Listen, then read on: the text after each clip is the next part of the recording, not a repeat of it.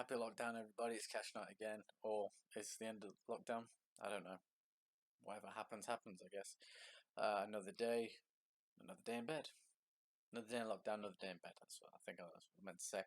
Now, last week I started doing a bit of a review on the Bruce Dickinson solo collection. I started with Tattooed Millionaire. And I'm going to kind of continue that. Well, kind of. I am going to continue that. But first, we need some esophageal lube. I don't know. Right then. So we're going to moving on to the follow-up album, To Picasso.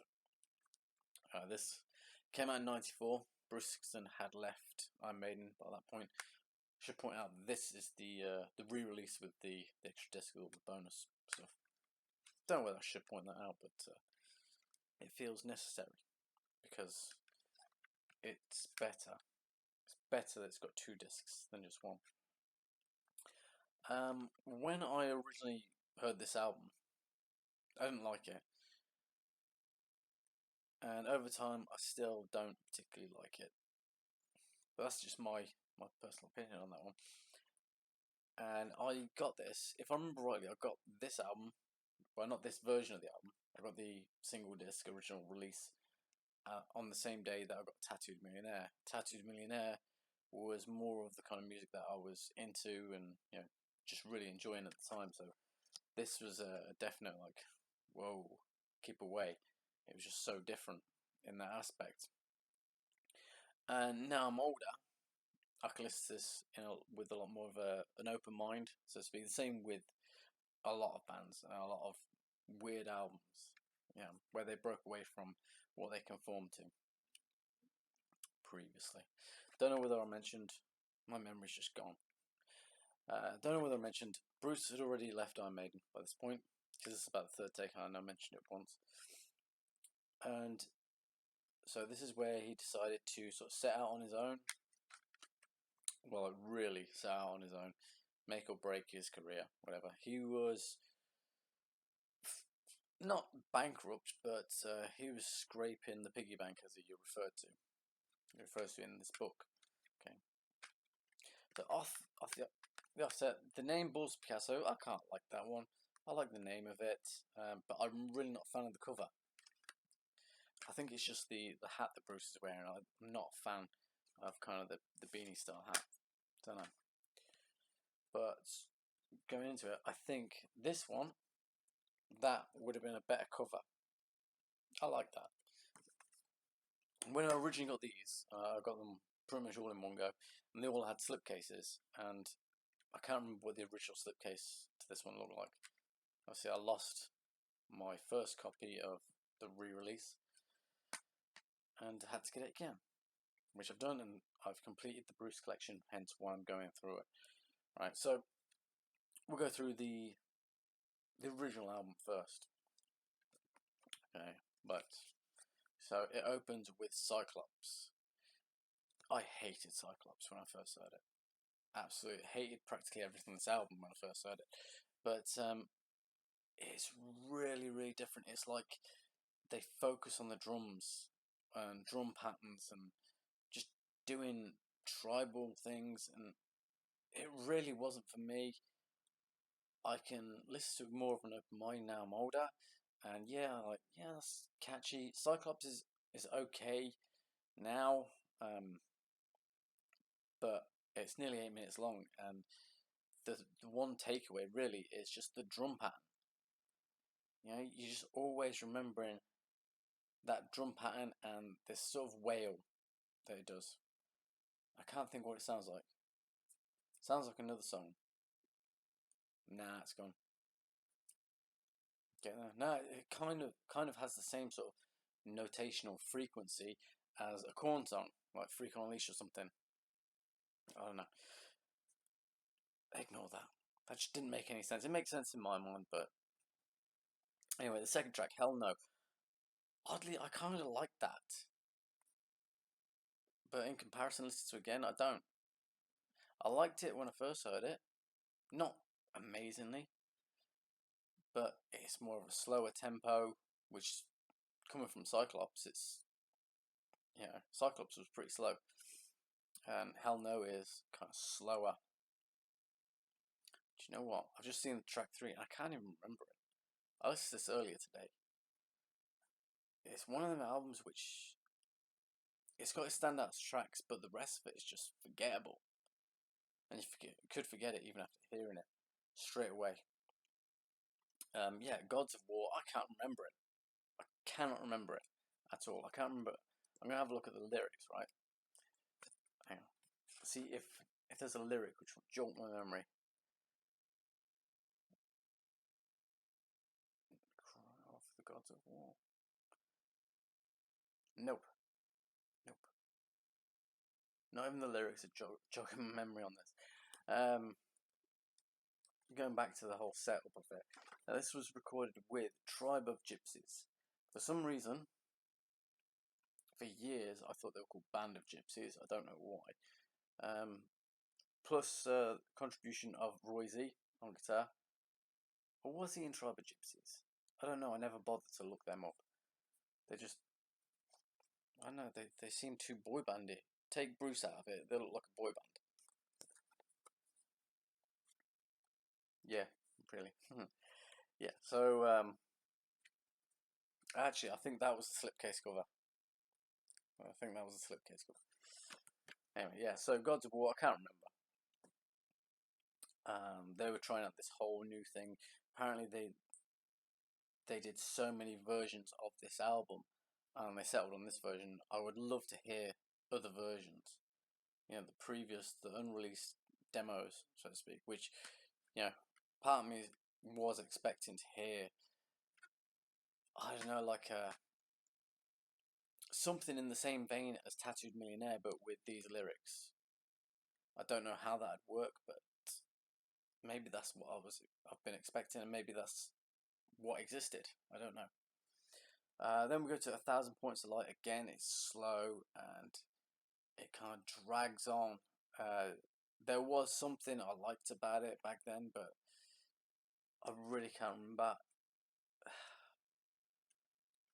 I don't want to blow this album out the water. It's an alright album. Well, I say alright.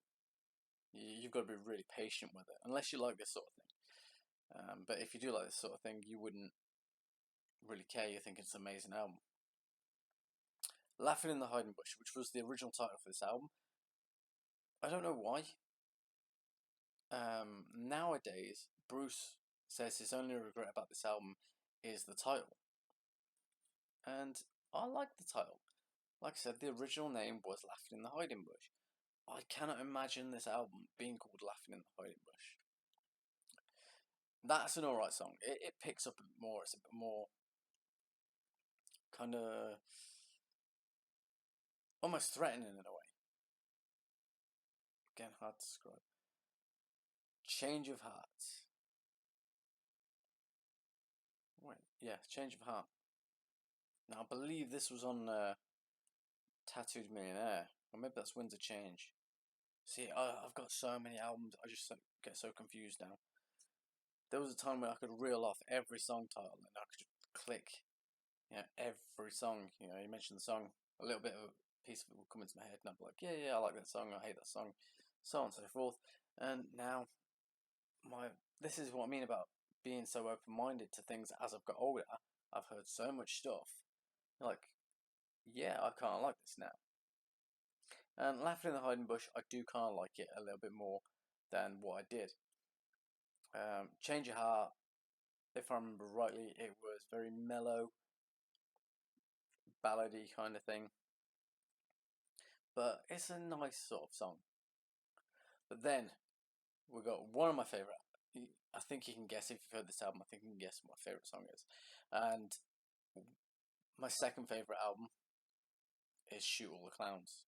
Second favourite song, Shoot All the Clowns. I love this, right? I don't know why, I just love it. There is also a video for it. Yeah, what were videos? Yeah, just the 2 videos from this album, two singles. I should know, I've got them. Anyhow, that is obviously the Shoot All the Clowns 12-inch version, and I think I've got that version. I think it was a clear vinyl, if I remember rightly. Or maybe it wasn't. Maybe that. I don't know. Oh no. And Tears of a Dragon. That was a kind of a gatefold packet type of sleeve, because there's the clear vinyl, and I think the sort of CD2 of the single, or vinyl 2 of the single, was a picture disc. I think. I have to go in the attic and have a look. But when I had that completed, it was like, yes, I'm proud. So Shoot All the Clowns, it's not Tattooed Millionaire cheesy, but it's fun, and it's upbeat. It's a complete different sort of tempo. Maybe not tempo, like mood.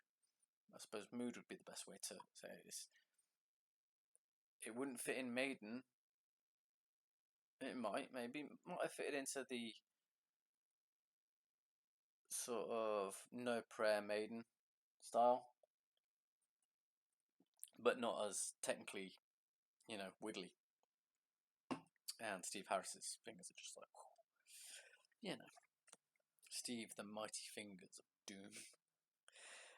Yeah. So Shoot All Clowns is one of my favourites off this album, and it just fits into that just rock, balls to the walls rock.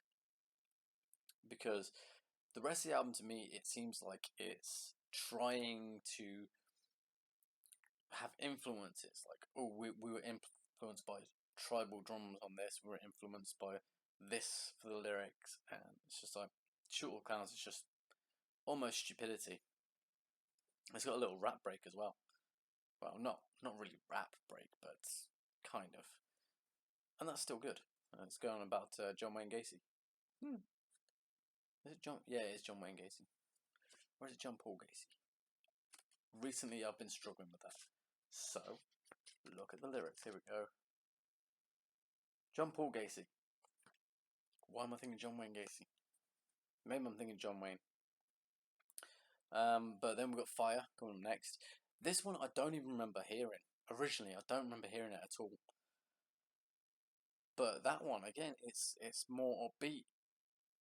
And so it's kind of like the second half of the album is better than the first half, if you think of it in vinyl terms or even cassette terms. And that's what I miss about cassettes. You had to listen to the whole album, otherwise it'd kill your batteries. I miss cassettes. They were brilliant. And not much to say about Fire. Like I said, I can't really remember it. It's more upbeat, it's more guitar based. And even though I heard it today, I can't remember it. Sacred Cowboys. I kind of like that one. Sacred Cowboys is next, by the way. It's track 9.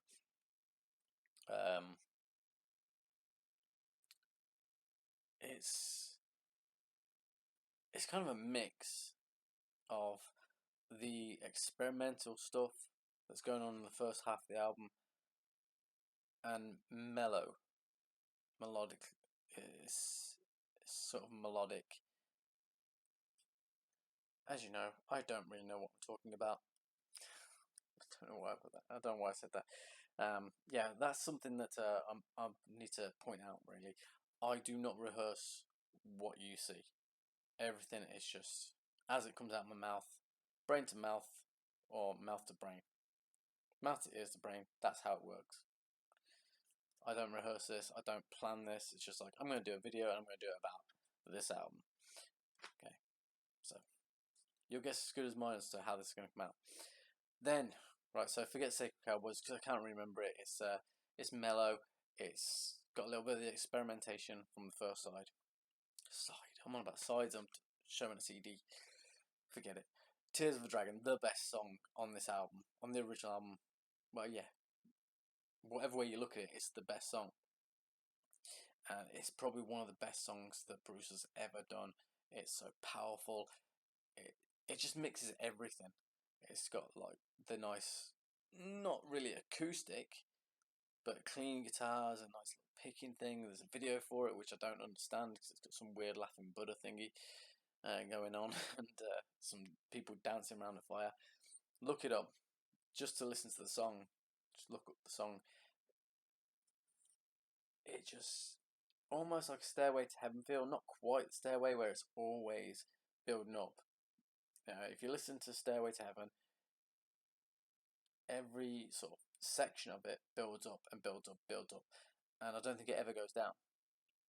From memory, I don't think it ever just sort of goes over the mountain. This has that same sort of effect, but it does go over the mountain. It does have that mellow out. But that's the original album. Okay, now the best part, the bonus disc. Alright, I don't know why I'm showing you the disc. There's the disc. Hang on, let's turn it around. Disc 1 and Disc 2 is exactly the same, except it says Disc 2 Expanded Edition. Let's flip it all around. See? I ain't shitting you there. See? May not know what I'm talking about, but I ain't gonna bullshit you. Okay, Disc 2. The better album. I think so anyway. Okay, let me just slot the booklet in. It's a weird word, isn't it? Booklet. Right, so Disc 2, it opens with Firechild, which it's more upbeat, it's more into the metal style. It's not really experimental, it's just Bruce doing Bruce. Okay? It's a great song. Elvis Left the Building is a bit more stupid. You can tell, you can hear it in Bruce's voice, because he's got this kind of radio mic effect. You know, like almost a megaphone, but you know when the speakers are over and them things, the walkie-talkie type things. That's some walkie-talkies. Like it's saying some random stuff, and the main thing is Elvis has left the building, but the music it works somehow. It works, and again, it's not really experimental with drums and bass and tribal weird shit. Alright, The Breeding House. Damn, that's a good song, right? It's very Maiden-esque, but it is a great, great song. Like, it's Maiden. If you think of Flash of a Blade by Maiden off the Power Slave album, alright, it kind of has that sort of feel, like particularly in the opening riff. And then we got No Way Out to Be Continued, which I can't remember. What can I say? I can't remember it. It's forgettable. But I think the reason I can't remember a lot of these songs is because they never stood out to me as much as the Spiffix songs did. Or, I'd see the track listing and it'd be like, skip straight to that track because I want to hear this version of this or that, or I've heard about this. Okay, so then we've got the Tears of a Dragon acoustic chill out mix, which is nice. It is just Tears of a Dragon, chill out, no electric guitars. Okay, so if you like it, if you like the original, you'll probably like this if you just want to chill out. But then again, the original, you can chill out to the original, even though it does make you it gives you that build up. How to explain. Okay, then we have Winds of Change. That was the mellow one. It's coming back to me now. I'm hearing it. Winds of Change is mellow, but I think it picks up at some point. It's kind of clean or acoustic-y. Then, Spirit of Joy, I can't remember. Probably a waste of time. Now, it might not be, but it just doesn't stand out. The title hasn't stood out, so it hasn't defined itself as its own song in its own right. It just blend with the previous or the next song. And then we've got Shoot All the Clowns, the 12-inch mix again. 12-inch mix, it's just great. It opens with like a non-vocal. The first verse is non-vocal, and then it kicks into the vocals. If that makes any sense. It's like they've played it through, not having the vocals, then they've just looped back to here, but with the vocals. Kind of like that, with a bit of an extended solo. Great song. And then we've got Laughing in the Hiding Bush live, I think. I can't really tell. Where is it? Laughing in the Hiding Bush. No, I can't even read it backwards. Okay, it doesn't matter. Yeah, I think it was live. Let's see, it might say it clearly in the book. That was the thing with the original. As you can see, it's all written on the bog roll, and that's how where the title came from. Bruce saw it scribbled in the bog somewhere. Maybe I should read the book, but nah, I'll let you do that. Okay, so where's the there's the original pack. Okay, so where's the bonus tracks? Where is it? There's two. Where did we get to? Laughing in the Hiding Bush, yeah, it was live. It was also the B-side. Ooh, should we tell you about what was B-side? Right, so Firechild was the B-side to the clear version, the clear 7-inch version of Tears of a Dragon. Elvis Has Left the Building was the B-side to the 7-inch picture disc of Tears of the Dragon, the acoustic version. Ah, yeah. Okay, so yeah, it was a picture disc, as I was saying about the pack vinyl. But one was the actual single version and one was the acoustic version. So Elvis Has Left the Building was on the acoustic version, the chill out version. The Breeding House CD single, Part 1, Tears of the Dragon. So that went on the vinyl. Guttin. Great song. To be No Way Out to Be Continued, CD single Part 1, Tears of a Dragon. Tears of a Dragon, acoustic chill out, which was its own picture disc. Winds of Change was on the CD single Part 2 for Tears of the Dragon. That's in the 90s. That used to confuse the hell out of me. You got single Part 1, single Part 2. What's the point? Yeah. If you're a die-hard collector, it makes sense. Like, yeah. Give me your money. Here's two versions of the same song. But yeah, I didn't understand single 1, single 2. In some cases, single 3. I did see it. Maiden did it. I think Maiden did it with Different World. I think they did it with Different World. I think there was a CD1, CD2, and DVD. I don't suppose that counts, but it's still kind of a CD. But normally, you do get the 12-inch single, the 7-inch single on the CD, and cassette in some cases. And they whittled that down to vinyl, CD, and streaming, but it's different these days. So where do we get to? Winds of Change was on CD single Part 2, Tears of the Dragon. Yes, I said that one. Spirit of Joy was on CD single Part 2 for Tears of the Dragon. Over and Out. Yeah, I can't remember that one either. Yeah, the B-side to the 7-inch clear vinyl Shoot All the Clowns. And Shoot All the Clowns 12-inch version, obviously the B-side to the 12. What the hell is that? That doesn't make sense. Why is the 12-inch version a B-side on 12-inch? Normally, from what I know about 12 inches, the 12-inch version was the extended mix, and on the B-side, you'd have the original B-sides, one or more. Laughing in the Hiding Bush was live, 12-inch single Shoot All the Clowns. Right, and then we've got the post-alternative Seattle Fallout. I remember hearing this earlier today, and it just seemed like a mess to me. Yeah, it was. It was a mess. It just seemed like bits taken here, there, and the band was going to play one thing, Bruce was going to do another, and vice versa, and so on and so forth. It's a concoction of everything, and really doesn't stand out to me. And then we've got that, by the way, was the live B-side to the 12-inch Shoot All the Clowns, but that wasn't live. Sure, it's not live. Okay, so then we've got Shoot All the Clowns remix. So it's the 7-inch remix, the single version. Nothing to say really, it's just a single version, shorter. Kind of takes it away, Then we've got Tibet. I can't remember Tibet. I think it has a load of monks chanting. I can't remember.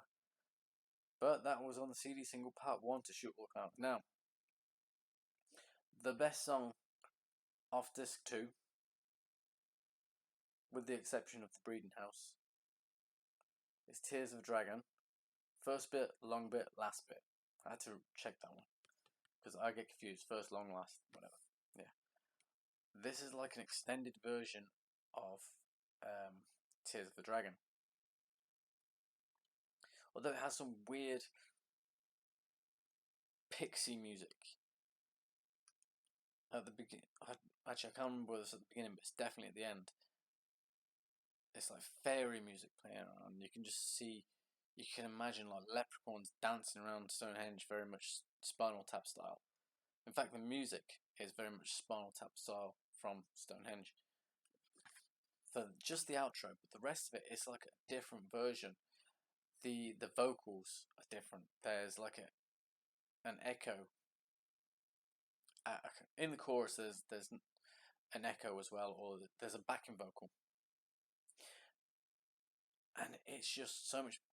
To me, it seems so much better because even leading up to the solo, it's got this. Not so much the gallop, which I like, but the build up, and then it kicks into the solo, and it's got some weird orchestral shit going on. And that, if you can find that the long version of Tears of a Clown, what the hell am I talking about? I should give up. Tears of the Dragon. It's because you got Tears of the Dragon and Shoot All the Clowns. Yeah, it's a combination. Throat lubrication, because I'm getting dry. And then we got Cadillac Gas Mask. This to me sounds very AC/DC. It's fun, it's kind of cheesy, and it was the CD single part 2 for Shoot All the Clowns. But it's got a very AC/DC style riff, or sound. Should I say sound, and maybe the power chords or whatever. It just sounds very AC/DC, but not. Yeah, just AC/DC. If you think about it, all you can think is AC/DC. If you take away the vocals, obviously. But sometimes even with the vocals, you can think of it. And then we've got No Way Out Continued. I can't remember. Can't remember it. Yeah, but all in all, if you're interested in, if you want to complete the collection, get it. If you're not interested in hearing the experimental stuff, I'd say hear it just for the experience, because it is very, very weird. And disc 2. Disc 2 is the one you want. You know, forget the original album, apart from Shoot All the Clowns and Tears of the Dragon. Nothing else really stands out on the original album for me. On disc 2, a lot of it, most of it, you know, Firechild. Even Elvis Has Left the Building. Breeding House, brilliant song. Right, obviously, Tears of a Dragon. Then there's all the Shoot All the Clowns, Laughing in the Hiding Bush, live. Okay, actually, I'll give Laughing in the Hiding Bush original studio version. I'll give it a bit of credit. It's all right because it's got that sort of crunch. But the first 3 songs are just so sort of mellow. First 4 songs, should I say. I forget about Gods of War. I need to listen to that. So when I get off this, I'm going to listen to Gods of War, and then I'll be like, ah, yeah, that song. But yeah, I can't remember it. Like I said, all in all, it's not a bad album. It's one of the worst, granted, if not the worst. Now there's 2. There's 2 albums which are pretty shit in comparison to the rest of the stuff. Anything in here? All I change about the album now is its title. Bruce commented it in 2005. Bruce Picasso was some graffiti I saw on a lavatory wall, but the original title was Laughing in the Hiding Bush, after the track of the same name. That's far better. The only other thing I might do differently is to let Roy Z produce it. Does he pronounce his name as Roy Z or Roy Z? What's it stand for anyway? Who knows? Who knows? But yeah, there is To Picasso. I'm not even going to bother with a rating system because if I start doing that, I'm going to get confused. So, until next time, hope you enjoyed it. If you enjoyed it, leave a like, subscribe, leave a comment. I love the comments. I recently got a comment from a video I did way back, like a year ago, and it was just like, that's nice. It's nice to see people watching the old videos and like, yeah, I can agree with that, or I don't agree.